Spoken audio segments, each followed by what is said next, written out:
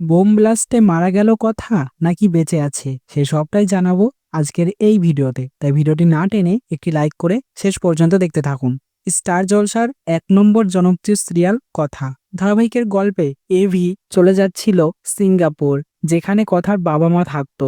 এটা ভেবে কথা সেখানে যেতে চায় না, তবে শেষমেশ এভিকে কষ্ট না দিয়ে তার সঙ্গে সিঙ্গাপুর যেতে চায় কথা।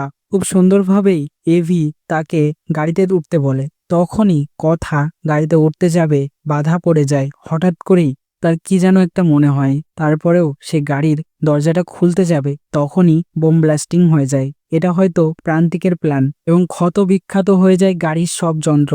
খুঁজে পাওয়া যায় না কথার ডেড বডি, শুধুমাত্র পাওয়া যায় কথার গয়না এবং চুড়ি। এসব কিছু দেখে একদমই সহ্য করতে পারে না এভি, সেও অজ্ঞান হয়ে পড়ে যায়। তাকে হসপিটালে নিয়ে যাওয়া হয়। এবার প্রশ্ন এখানে এটাই যে কথার লাশটা কোথায় চলে গেল? কিছু অংশ তো থাকার কথা ছিল সেখানে, কিন্তু নেই কেন?